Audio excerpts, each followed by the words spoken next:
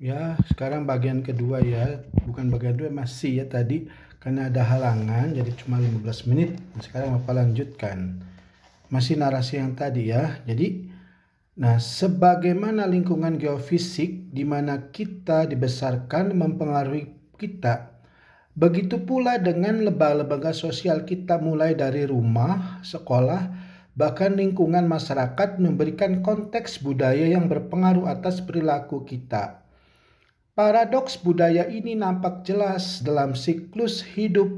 Semua manusia mempunyai suatu alat untuk menandai tingkat-tingkat pertumbuhan dan perkembangan yang berbeda, tapi budaya-budaya tertentu menafsirkan fase-fase ini secara berbeda.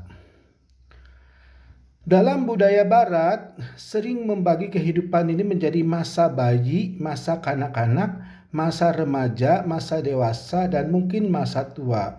Namun dalam masyarakat-masyarakat lain, pentahapan itu ditandai oleh suatu istilah yang sesuai dengan peranan yang baru. Para penduduk Andaman memberi nama seorang wanita muda dengan suatu nama bunga pada masa pubertas. Nama yang ia miliki hingga ia melahirkan anak pertama. Kemudian wanita tersebut diberi nama lagi. Pada orang-orang Chaco di Afrika, seorang bayi yang baru lahir diberi suatu istilah yang berarti tidak lengkap, secara harfiah tanpa gigi. Setelah gigi-giginya dipotong, anak itu menjadi anak kecil yang berada di pangkuan. Tahap selanjutnya dianggap masa bayi dan berlangsung kira-kira 3 tahun, yang kemudian diikuti dengan periode keempat dari usia 4 tahun hingga 15 tahun. Pada usia 15 tahun, orang itu dianggap pemuda atau pemudi. Di Filipina, orang-orang Kalinga memiliki 10 tahapan pertumbuhan yang ditandai dengan ungkapan-ungkapan yang berhubungan dengan kemampuan-kemampuan seseorang. Ia merangkak, ia dapat disuruh, dan sebagainya. Keanekaragaman budaya menjadi bumbu kehidupan bagi bangsa-bangsa di dunia. Budaya membantu kita memahami wilayah planer atau ruang yang kita tempati. Suatu tempat hanya asing bagi orang-orang asing, tidak bagi orang-orang yang menempatinya. Budaya memudahkan kehidupan bangsa, memberikan solusi-solusi yang telah disiapkan untuk memecahkan masalah-masalah dengan menetapkan pola-pola hubungan dan cara-cara memelihara kohesi serta konsensus kelompok. Banyak cara atau pendekatan yang berlainan untuk menganalisis dan mengkategorikan suatu budaya agar budaya tersebut lebih mudah dipahami. Nah, sekarang setelah tahu awal ya, sekarang bagian B, yaitu karakteristik budaya. Oleh karena budaya memberi identitas kepada sekelompok orang, bagaimana kita mengidentifikasi aspek-aspek budaya yang menjadikan sekelompok orang sangat berbeda. Salah satu caranya adalah dengan menelaah kelompok dan aspek-aspeknya. Pertama, yaitu aspek karakteristik budaya, itu aspek-aspeknya yaitu komunikasi dan bahasa. Pertama adalah komunikasi dan bahasa. Sistem komunikasi baik verbal maupun non-verbal membedakan suatu kelompok dari kelompok lainnya. Terdapat banyak bahasa asing di dunia. Sebuah bangsa memiliki 15 atau lebih bahasa utama. Dalam suatu kelompok bahasa terdapat dialek, aksen, logat, jargon, dan ragam lainnya. Dialek adalah cara bicara kelompok. Sedangkan aksen adalah intonasi, logat adalah kebiasaan melafalkan vokal dan konsonan. Jargon adalah cara dia menggunakan kata-kata. Nah, itu adalah salah satu ciri dari suatu kelompok bahasa tertentu. Nah, ada satu lagi yaitu idiolek. Nah, kalau idiolek adalah ciri pribadi orang ketika berbicara dalam satu bahasa tertentu. Kalau dialek adalah ciri cara berbicara kelompok gitu ya. Sama seperti misalnya orang Jawa. Orang Jawa itu dialeknya ya keras, orang Sunda lembut ya. Tapi dialeknya ada orang Jawa yang secara umum keras tapi dia seperti orang Sunda. Begitu juga orang yang berbahasa Sunda tapi dia kayak orang Jawa. Nah, itu namanya idiolek, yaitu pribadi masing-masing dalam berbicara bahasa daerah tersebut. Nah, sekarang lanjut.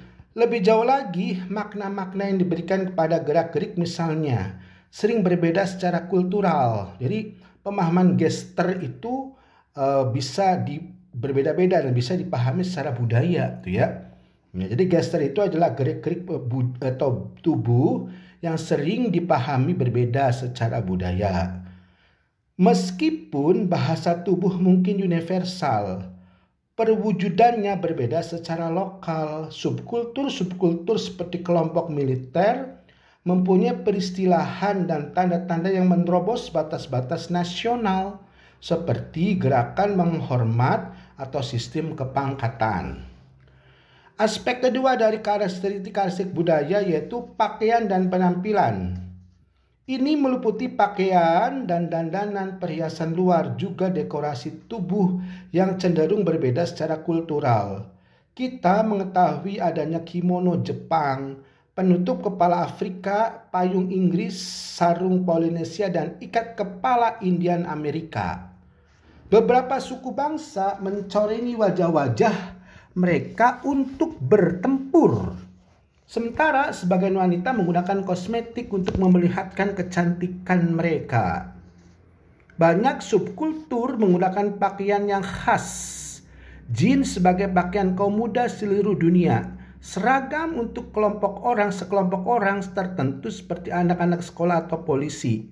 Dalam subkultur militer, adat istiadat dan peraturan-peraturan menentukan pakaian harian, panjang rambut, perlengkapan yang dipakai, dan sebagainya. Karakteristik yang ketiga dari budaya itu makanan dan kebiasaan makan. Cara memilih, menyiapkan, menyajikan, dan memakan sering berbeda antara budaya yang satu dengan budaya lainnya. Orang-orang Amerika menyenangi daging sapi, tapi daging sapi terlarang bagi orang-orang Hindu. Sedangkan makanan yang terlarang bagi orang-orang Islam dan orang-orang Yahudi adalah daging babi. Tapi daging babi dimakan orang-orang Cina dan orang lainnya. Di kota-kota metropolitan, restoran-restoran sering menyediakan makanan-makanan nasional untuk memenuhi selera budaya yang berlainan. Cara makan juga berbeda-beda. Ada orang yang makan dengan tangan saja, ada pula yang menggunakan sumpit atau seperangkat alat makan yang lengkap. Bahkan bila orang-orang menggunakan sebuah garpu, kita dapat membedakan cara memegang garpu ala Amerika atau ala Eropa. Subkultur juga dapat dianalisis dari perspektif ini, seperti ruang makan eksekutif, asrama tentara, ruang minum teh wanita, dan restoran vegetarian. Nah, itu adalah karakteristik budaya yang ketiga ya. Yang berapa? Yang ketiga. Sekarang yang keempat, karakteristik budaya yang keempat, tentang waktu dan kesadaran waktu. Kesadaran akan waktu berbeda antara budaya yang satu dengan budaya lainnya. Sebagian orang tepat waktu dan sebagian orang lainnya merelatifkan waktu. Umumnya orang-orang Jerman tepat waktu, sedangkan orang-orang Amerika Latin lebih santai. Dalam beberapa budaya, kesegeraan ditentukan oleh usia atau status. Maka di beberapa negeri orang-orang bawahan diharapkan dengan tepat pada waktunya ketika menghadiri rapat staf, tapi bos adalah orang yang terakhir tiba. Beberapa subkultur seperti subkultur militer mempunyai sistem waktu mereka sendiri dalam menandai waktu 24 jam. Waktu yang disebut pukul 1 siang oleh golongan sipil disebut pukul 13.00 oleh golongan militer. Dalam budaya demikian, kesegaran dihargai, namun ada penduduk-penduduk pribumi di beberapa negeri lain yang tidak memperdulikan jam atau menit, tapi menandai hari-hari mereka dengan saat matahari terbit dan saat matahari terbenam. Musim-musim panjang yang sepanjang tahun yang berbeda, yang juga beraneka ragam secara kultural. Beberapa wilayah di bumi menandai musim-musim tersebut dengan sebutan musim dingin, musim semi, musim panas, dan musim gugur. Namun beberapa wilayah lainnya menandai musim-musim sepanjang tahun dengan sebutan musim hujan dan musim kemarau. Di Amerika Serikat misalnya, orang-orang yang tinggal di wilayah Barat Tengah, Midwest, lebih menyadari adanya keempat musim tersebut. Sementara mereka yang tinggal di wilayah berat atau wilayah barat laut cenderung mengabaikan keempat musim tersebut. Orang-orang California khususnya lebih memperhatikan bulan-bulan hujan dan longsoran lumpur atau bulan-bulan kering dan api yang membakar hutan. Nah, unsur selanjutnya dari karakteristik budaya yaitu penghargaan dan pengakuan. Suatu cara untuk mengamati suatu budaya adalah dengan memperhatikan cara dan metode memberikan pujian bagi perbuatan-perbuatan baik dan berani, lama pengabdian atau bentuk-bentuk lain penyelesaian tugas. Pengakuan bagi para prajurit perang adalah dengan membolehkan mereka menato tubuh mereka. Pengakuan lainnya bagi prajurit-prajurit perang yang berani itu adalah dengan memberi topi perang, ikat pinggang, atau bahkan intan. Dahulu celana panjang merupakan tanda kedewasaan bagi semua anak laki-laki yang sedang tumbuh pada usia tertentu. Kehidupan dalam suatu tempat tertentu menetapkan pahala dan hukum-hukum untuk mempelajari atau tidak mempelajari informasi tertentu.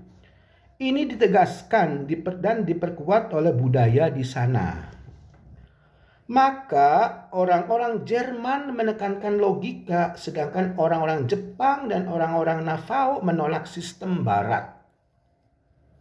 Logika bagi orang-orang Indian Hopi didasarkan pada pemeliharaan integritas sistem sosial dan semua hubungan yang berkaitan dengan hal tersebut. Beberapa budaya menyukai berpikir abstrak dan konseptualisasi, sementara budaya-budaya lain lebih menyukai menghafal di luar kepala dan belajar. Apa yang nampaknya universal adalah bahwa setiap budaya mempunyai suatu proses berpikir, namun setiap budaya mewujudkan proses tersebut dengan cara yang berbeda. Sekarang unsur atau karakteristik budaya lainnya yaitu kepercayaan dan sikap. Barangkali klasifikasi yang paling sulit adalah memastikan tema-tema kepercayaan untuk sekelompok orang dan bagaimana faktor ini serta faktor-faktor lainnya mempengaruhi sikap-sikap mereka terhadap diri mereka sendiri dan orang-orang lain. Dan apa yang terjadi dalam dunia mereka? Orang-orang dalam semua budaya nampaknya mempunyai perhatian terhadap hal-hal supranatural yang jelas dalam agama-agama dan praktek-praktek agama mereka. Budaya-budaya primitif misalnya mempunyai kepercayaan pada makhluk-makhluk spiritual yang kita sebut animisme. Animisme adalah kepercayaan tentang anima, tentang roh nenek moyang yang sudah meninggal atau roh-roh orang siapa aja yang meninggal yang masih bergelantungan di alam bumi. Nah, dalam sejarah perkembangan manusia ada suatu evolusi yang jelas dalam bidang spiritual manusia. Hingga dewasa ini banyak orang modern menggunakan istilah seperti kesadaran kosmik untuk menunjukkan kepercayaan mereka pada kekuatan-kekuatan transendental. Di antara dua ekstrim dalam kontinum spiritual ini, tradisi-tradisi religius dalam berbagai budaya secara disadari atau tidak disadari mempengaruhi sikap-sikap kita terhadap kehidupan, kematian, dan hidup sesudah mati. Budaya Barat tampaknya sangat dipengaruhi oleh tradisi-tradisi Yahudi, Kristen, dan Islam. Sementara budaya-budaya Timur dipengaruhi oleh Buddhisme, Konfusianisme, Taoisme, dan Hinduisme. Agama dalam batas-batas tertentu mengekspresikan filsafat kelompok orang tentang fase-fase penting kehidupan. Agama dipengaruhi oleh budaya dan budaya pun dipengaruhi oleh agama. Jadi resiprokal, saling mempengaruhi, bolak-balik ya. Agama mempengaruhi budaya, begitu juga budaya mempengaruhi agama. Kedudukan wanita dalam suatu masyarakat sering merupakan perujukan dari kepercayaan-kepercayaan tersebut. Nah, dalam beberapa masyarakat, wanita diperlakukan sederajat dengan laki-laki. Dalam masyarakat lain, tunduk, wanita itu harus tunduk kepada laki-laki dan diperlakukan seperti barang. Sistem kepercayaan agama sekelompok orang agak bergantung pada tingkat perkembangan kemanusiaan mereka. Suku-suku bangsa primitif cenderung percaya pada ketahayulan dan praktek sihir merupakan hal yang biasa. Sebagian agama sangat terikat pada tingkat perkembangan pertanian. Sementara banyak orang yang sudah mengenal teknologi maju, tampaknya semakin menjauhi agama, mengganti kepercayaan pada agama-agama tradisional dengan kepercayaan pada ilmu pengetahuan. Ke-10 klasifikasi umum yang diuraikan di atas merupakan suatu model yang sederhana untuk menilai suatu budaya tertentu. Model ini adalah suatu paradigma atau tatanan mental untuk mengevaluasi karakteristik utama budaya. Ia tidak meliputi setiap aspek budaya, bukan pula merupakan satu-satunya cara untuk menganalisis budaya. Pendekatan ini memungkinkan para manajer untuk menyelidiki sekelompok orang secara sistematis. Pembagian budaya ke dalam 10 kategori tersebut adalah suatu permulaan yang menyenangkan bagi pemahaman budaya yang dapat digunakan ketika orang bepergian keliling dunia dan mengunjungi budaya-budaya yang berbeda. Atau model ini dapat digunakan untuk mempelajari subkultur dalam suatu kultur nasional yang dominan. Ingatlah bahwa semua aspek budaya itu saling berkaitan dan mengubah suatu bagian berarti mengubah seluruhnya. Kita harus memelihara budaya sekelompok orang sedemikian rupa sehingga kita bisa lebih menghargai keindahan, keanekaragaman, dan kemampuan manusia. Sekarang setelah mempelajari tentang kepercayaan karakteristik tentang budaya, nah sekarang ke yang lainnya ya, bagian yang itu pendekatan sistem terhadap budaya.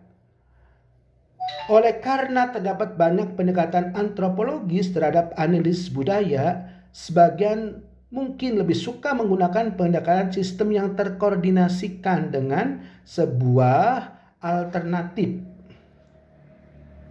Suatu sistem dalam hal ini adalah suatu kumpulan atau kombinasi struktur atau kombinasi yang teratur dari bagian-bagian yang saling berhubungan yang merupakan suatu kesatuan. Pertama, pendekatan sistem terhadap budaya itu adalah pendekatan tentang apa? Sistem kekeluargaan. Ini menyangkut hubungan-hubungan keluarga dan cara bagaimana sekelompok orang memperanakan, melatih, dan mensosialisasikan anak-anak mereka. Bentuk keluarga di Amerika umumnya adalah keluarga inti dan merupakan keluarga yang agak independen. Dalam budaya-budaya lain mungkin terdapat keluarga luas, extended family, yang terdiri dari beberapa generasi yang dipersatukan menurut garis lelaki atau disebut patrilineal, atau menurut garis perempuan itu matrilineal. Keluarga-keluarga demikian mempunyai pengaruh yang kuat atas pengasuhan anak dan sering juga atas pembangunan bangsa. Manajer multinasional perlu memperhatikan pentingnya pengaruh ini untuk mengawasi para pekerja minoritas secara efektif. Pengaruh dan loyalitas keluarga dapat mempengaruhi prestasi kerja atau perundingan bisnis. Nah, sekarang setelah mempelajari tadi yang berada pada sub lainnya tentang budaya-budaya itu ya, pemahaman tentang perbedaan budaya, yaitu submateri lainnya yaitu istilah-istilah budaya. Nah, kita perlu mengenal istilah budaya ini agar kita bisa memahami ketika bergaul dengan budaya yang berbeda ya. Para spesialis menggunakan istilah-istilah budaya itu untuk melakukan studi formal tentang budaya dalam arti memahami menggunakan istilah-istilah tersebut untuk membantu orang-orang awam untuk memahami pentingnya fenomena ini dalam bisnis atau kehidupan antar bangsa. Nah, yang harus kita perhatikan misalnya pertama itu pola dan tema ya. Beberapa antropolog seperti Ruth Benedict mencoba mencari suatu pola integratif. Pola integratif yang bagaimana? Pola integratif yang tunggal untuk menguraikan suatu budaya tertentu. Maka orang-orang Indian Pueblo disebut Apollonian, yaitu orang-orang yang bertahan di pertengahan jalan dan menghindari ekses atau konflik dalam menilai keadaan. Mencari secara tepat suatu pola ajak pikiran dan perilaku dalam suatu budaya adalah sulit. Maka para ilmuwan lain lebih suka mencari suatu tema sumatif. Ini adalah suatu pendapat eksplisit atau implisit yang mendorong aktivitas dan mengontrol perilaku. Pendapat ini biasanya secara diam-diam disetujui atau secara terbuka dipromosikan dalam masyarakat. Orang dapat melihat bahwa dalam kebanyakan budaya Asia terdapat tema fatalisme, sedangkan dalam subkultur bisnis Amerika temanya adalah keuntungan. Nah, sekarang istilah dalam budaya itu selain pola dan tema, kita mengarah kepada eksplisit dan implisit. Beberapa aspek budaya nampak jelas overt, sementara beberapa aspek lainnya tersembunyi covert. Antropolog Clyde Kluckhohn memperingatkan kita bahwa setiap jalan kehidupan yang berbeda mempunyai asumsi-asumsi tentang tujuan keberadaan manusia, tentang apa yang diharapkan dari orang-orang lain dan dari Tuhan, tentang apa yang merupakan kejayaan atau kegagalan. Sebagian dari aspek-aspek budaya ini eksplisit dalam adat dan pengetahuan masyarakat dan mungkin berwujud dalam hukum, peraturan-peraturan, kebiasaan-kebiasaan, dan tradisi-tradisi. Aspek-aspek lain yang implisit dalam budaya dan orang harus menduga premis-premis tersembunyi demikian dengan mengamati kecenderungan-kecenderungan yang konsisten dalam kata-kata dan perilaku. Perbedaan antara budaya terbuka dan budaya tersembunyi menunjukkan bahwa banyak kegiatan sehari-hari kita dipengaruhi oleh pola-pola dan tema-tema yang asal muasal serta maknanya kurang kita sadari atau tidak kita sadari sama sekali. Perilaku yang dipengaruhi budaya tersebut memudahkan kebiasaan hidup sehari-hari sehingga orang mungkin melakukan banyak perbuatan dalam suatu masyarakat tanpa memikirkan perilakunya tersebut. Pelaziman budaya atau disebut juga dalam bahasa Inggrisnya cultural conditioning memberikan kebebasan untuk secara sadar memikirkan usaha-usaha baru dan kreatif, mengejutkan untuk menyadari bahwa sebagian dari perilaku kita tidak sepenuhnya bebas atau secara sadar kita mau. Sekali waktu perilaku ini dapat menimbulkan masalah nasional, misalnya bila suatu masyarakat akhirnya menyadari bahwa implisit dalam budayanya adalah suatu bentuk rasisme yang membutuhkan perundang-undangan dan reduksi dalam menciptakan kesempatan kerja yang adil khususnya bagi kaum minoritas dan kaum wanita. Nah, sekarang istilah-istilah budaya yang ketiga itu subkultur dan mikrokultur. Dalam suatu masyarakat yang lebih besar, kelompok atau bangsa yang mempunyai budaya dominan yang sama Mungkin terdapat subkelompok-subkelompok yang memiliki ciri-ciri yang memisahkan dan membedakan mereka dari subkelompok-subkelompok lainnya. Subkultur ini dapat diklasifikasikan berdasarkan usia, kelas sosial, jenis kelamin, ras, atau entitas lain yang membedakan mikrokultur ini dari mikrokultur lainnya. Kaum muda atau lebih khusus lagi mereka yang berusia belasan tahun memiliki ciri-ciri budaya tertentu yang sama, seperti juga orang-orang Negro, orang-orang Yahudi, dan kelompok-kelompok etnik lainnya.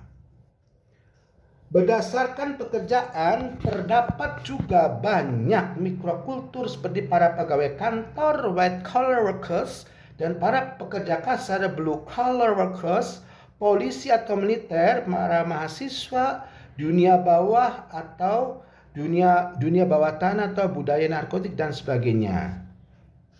Nah, sekarang istilah-istilah budaya yang selanjutnya tentang unsur-unsur universal dan keanekaragaman. Terdapat generalisasi tentang semua budaya yang disebut unsur-unsur universal, yaitu usia, dandanan tubuh, kalender, perkenalan, pembagian kerja, pendidikan, etika, larangan-larangan makanan, aturan-aturan waris, bahasa, perkawinan, perkabungan, mitologi, sistem nomor, sanksi-sanksi hukum, hak-hak milik, kepercayaan pada hal-hal yang gaib, perbedaan status, pembuatan perdagangan, alat-alat, kunjungan, dan sebagainya. Maka aktivitas-aktivitas tertentu terjadi secara lintas budaya. Namun perwujudannya mungkin bersifat unik dalam suatu masyarakat tertentu. Lawan dari konsep universal adalah keanekaragaman budaya atau cultural diversity. Beberapa jenis olahraga atau humor atau musik mungkin sama bagi semua orang, namun cara melakukannya mungkin berbeda dalam suatu budaya.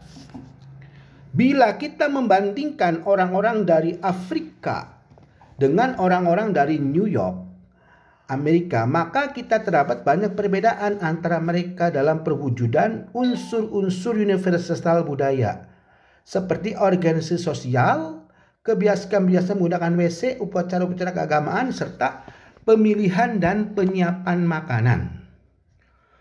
Hubungan erat antara perilaku manusia dan budaya ditegaskan oleh Leslie White dengan komentarnya. Alih-alih menjelaskan perbedaan-perbedaan budaya di antara bangsa-bangsa dengan mengatakan suatu budaya bersifat kaku, tidak imajinatif dan lazim, kita bisa memandang perilaku-perilaku ini sebagai perbedaan-perbedaan dalam tradisi-tradisi budaya yang menggairahkan penduduknya masing-masing. Nah, selanjutnya tentang istilah-istilah budaya itu tentang istilah perilaku rasional, irasional, dan non-rasional. Di antara sekian banyak definisi budaya, ada definisi yang menyebutkan budaya sebagai rancangan-rancangan yang tercipta secara historis untuk hidup yang bisa rasional, irasional, dan non-rasional. Perilaku rasional dalam suatu budaya didasarkan atas apa yang dianggap kelompok masuk akal untuk mencapai tujuan-tujuannya. Perilaku irasional menyimpang dari norma-norma yang diterima suatu masyarakat dan mungkin bersumber dari frustasi seseorang dalam suatu usaha untuk memuaskan kebutuhan-kebutuhannya. Perilaku irasional akan dilakukan orang tanpa disertai logika dan kemungkinan besar sebagai suatu respon emosional. Perilaku non-rasional tidak berdasarkan logika, tidak juga bertentangan dengan ekspektasi yang masuk akal. Ia dipengaruhi oleh budaya atau subkultur seseorang. Banyak perilaku termasuk di dalam jenis ini. Kita tidak menyadari mengapa kita melakukan perilaku itu, mengapa kita mempercayai apa yang kita lakukan, atau bahwa kita mungkin berat sebelah, bias, dan berprasangka menurut pandangan orang di luar kelompok budaya kita. Beberapa kali dan kapan kita mandi sering ditentukan oleh budaya, seperti juga makanan yang dimakan sebagai hidangan makanan pagi. Apa yang rasional dalam satu budaya mungkin irasional dalam budaya lain, dan sebaliknya. Beberapa masyarakat mengirimkan para penentang politik ke lembaga-lembaga mental karena perilaku mereka dianggap irasional. Nah, sekarang selanjutnya adalah tradisi. Tradisi merupakan suatu aspek budaya yang sangat penting yang dapat diekspresikan dalam kebiasaan-kebiasaan tak tertulis, pantangan-pantangan dan sanksi-sanksi. Tradisi dapat mempengaruhi suatu bangsa tentang apa yang merupakan perilaku dan prosedur yang layak berkenaan dengan makanan, pakaian, apa yang berharga, apa yang harus dihindari atau diabaikan. Sebuah lagu tentang tradisi mengungkapkan, misalnya ada ya. Nah, tradisi itu apa? Memelihara kewarasan kita. Tradisi-tradisi mengatakan kepada kita bagaimana kita tidur, bagaimana bekerja, bagaimana mengenakan pakaian. Bagaimana sesuatu itu dimulai, aku tak tahu. Itu suatu tradisi. Karena tradisi-tradisi kita, setiap orang mengetahui siapa dirinya dan apa yang Tuhan harapkan darinya. Atau dalam bahasa Inggrisnya, Fiddler on the Roof. Tradisi-tradisi melengkapi masyarakat dengan suatu tatanan mental yang memiliki pengaruh kuat atas sistem moral mereka untuk menilai apa yang benar atau yang salah, apa yang baik atau yang buruk, atau yang menyenangkan atau tidak menyenangkan.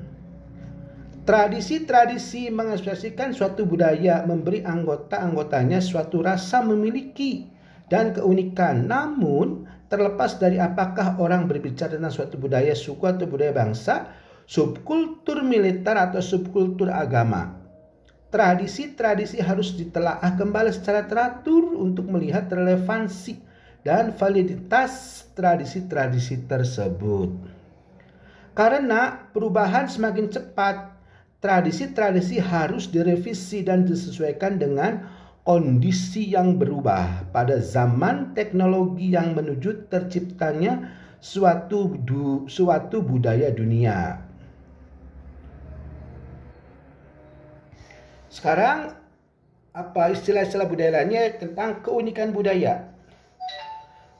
Manajer kosmopolitan yang peka terhadap perbedaan-perbedaan budaya menghargai keunikan suatu masyarakat dan berusaha berkomunikasi dengan orang-orang dari kelompok budaya tersebut.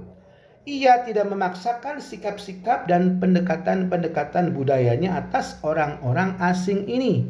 Maka dengan menghormati budaya orang-orang lain yang berbeda, kita tidak akan dituduh etnosentrik. The Random House Dictionary mendefinisikan etnosentrik sebagai berikut, yaitu kepercayaan pada superioritas inheren kelompok atau budayanya sendiri.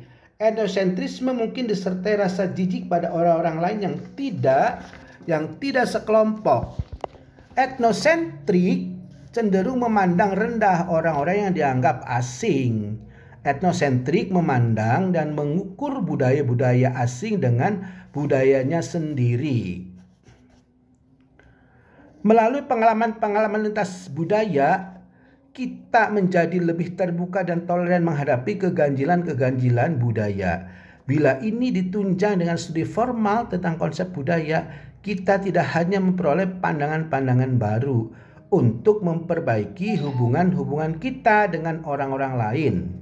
Namun kita pun menjadi sadar akan dampak budaya asli kita pada diri kita. Pemahaman budaya dapat mengurangi dampak gegar budaya atau cultural shock dan meningkatkan pengalaman-pengalaman antar budaya.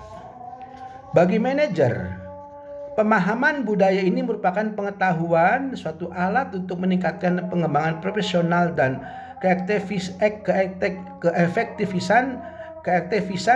keefektifan berhubungan dengan para pegawai, para pelanggan dan orang-orang lain yang dihadapi dalam kegiatan sehari-hari.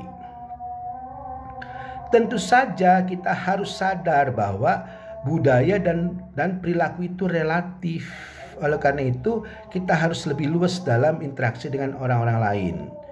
Untuk memahami perbedaan-perbedaan budaya secara lebih efektif, bisa itu dengan cara apa? Dengan cara meningkatkan kesadaran budaya seorang secara umum. orang harus memahami konsep budaya dan ciri-cirinya sebelumnya memperoleh manfaat yang sebaik-baiknya dari studi tentang aspek-aspek khusus budaya dan suatu bahasa asing. Nah gitu ya. Nah jadi pada bulan ini kita membahas secara detail tuh ya tentang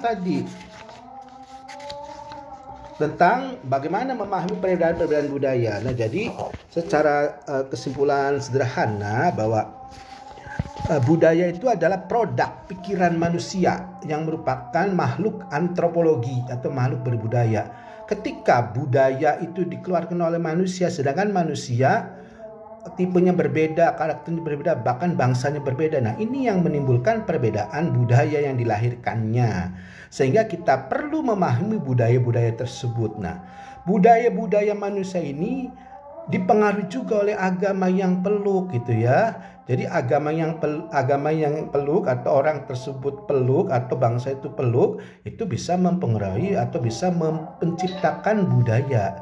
Jadi agama itu menjadi inspirasi budaya. Makanya kita lihat ya antara misalnya orang India, orang Cina itu berbeda ya dalam berbudaya karena agamanya berbeda tuh. Tapi walaupun begitu ada dalam satu agama yang sama. Nah, tapi ekspresi budayanya berbeda ya karena tadi ada sub-sub budaya yang berbeda. Misalnya budaya Muslim Jawa, budaya Muslim Sunda, nah itu beda-beda ya. Tapi intinya sama, satu agama itu satu Tuhan, satu Nabi ya. Nah gitu aja ya dari Bapak. Jadi ketika kalian mau perbedaan budaya itu untuk apa? Untuk bisa berkomunikasi dengan berbagai ragam. Karena dari budaya ini bisa atau memberi dampak kepada pengembangan komunikasi lintas agama. Jadi agama itu dipahami ketika masuk di dalam diri manusia itu dengan budayanya. Jadi bukti bahwa agama telah dipahami itu dengan praktek budaya, dengan praktek kehidupan dalam budaya atau praktek budaya dalam kehidupan ya. Mudah-mudahan para mahasiswa memahami bahwa ketika kita memahami perbedaan budaya, nah, karena budaya itu dipengaruhi oleh agama, bisa dipengaruhi agama atau bahkan agama bisa dipengaruhi oleh budaya. Nah, kalau kita lihat di dunia Islam ya, budaya itu ragam, artinya budaya dan agama itu terlihat jelas berbeda ya. Tuh, karena di situ budaya Islam itu masing-masing dan Islam sendiri masing-masing. Kalau itu budaya itu bercampur maka ada istilah tadi, ada asimilasi, ada sinkretis, ada sintesis, ada kolaborasi, dan ada akulturasi. Nah, hal 5 ini harus kalian pelajari materi sebelumnya. Bagaimana suatu budaya antar budaya itu berkolaborasi bersatu. Bisa budaya itu berkolaborasi membentuk budaya baru, bisa masing-masing ada tapi tetap pada masing-masingnya, tapi sekalipun begitu tetap berjalan bersama ya. Ada yang satu lebur hanya membentuk budaya lagi yang baru dan yang lainnya ada. Jadi perubahan-perubahan budaya setelah bertemu antar budaya itu akan mengalami tadi, apakah dia akan mengalami sintesis, akulturasi, atau kolaborasi, atau asimilasi, serta sinkritis dan lainnya ya. Nah ini adalah Anda harus pahami ya. Demikian saja, mudah-mudahan adik-adik mahasiswa sudah menerima materi komunitas budaya itu sangat panjang karena budaya itu dipengaruhi oleh agama, begitu agama mempengaruhi budaya, jadi saling mempengaruhi ya. Mudah-mudahan pada pertemuan ini adik-adik mahasiswa bisa memahami. Sebagai kata akhir, Bapak ucapkan wabillahi taufik wal hidayah. Wassalamualaikum warahmatullahi wabarakatuh.